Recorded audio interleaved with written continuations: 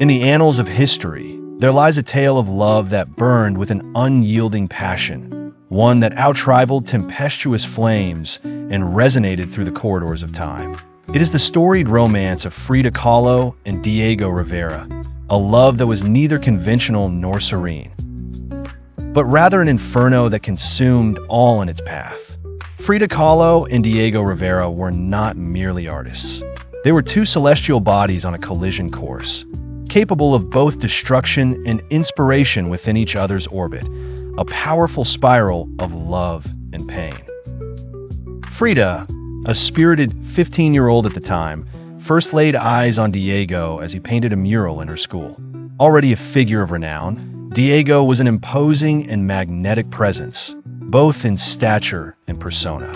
Frida, meanwhile, was a rebellious soul, sharp and passionate about politics and art, infused with a restless energy. They spoke not a word, yet Frida watched from afar, jotting down thoughts about the man in her notebooks.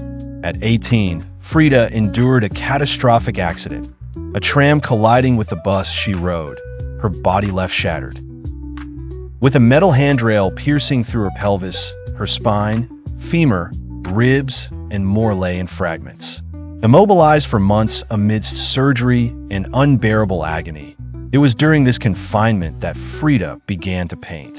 Upon her recovery, she sought Diego out, her paintings tucked under her arm. It was the year 1928.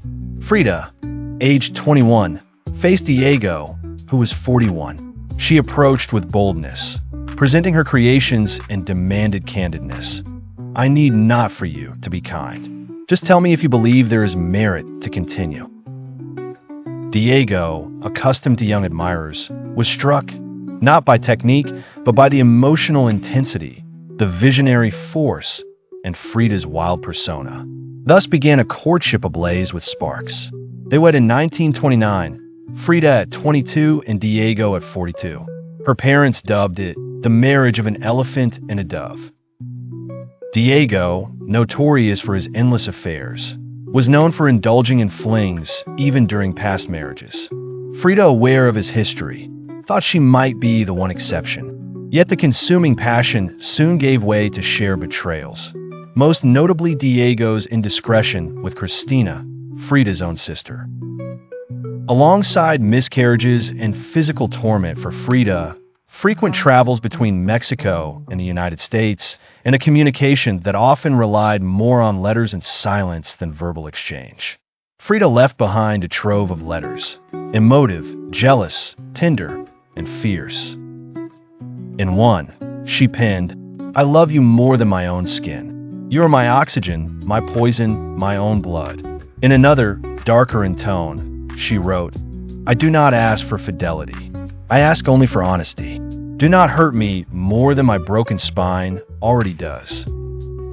Diego, too, penned words, and in his later years confessed, "I have loved many women in my life, but none like Frida.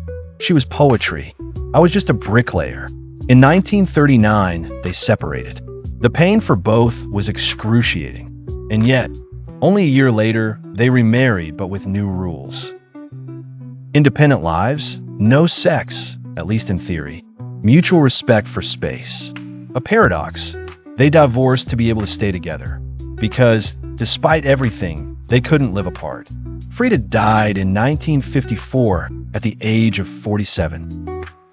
A few days before, she wrote in her diary, "I happily await my departure, and I hope to never return." After her death, Diego declared, "The day Frida died was the most tragic day of my life. Until then, I believed that I was the most important in our relationship. Only later did I understand that she was the greater artist, the most intense." He died 3 years later, in 1957, and his ashes were placed next to Frida's, as she had wished.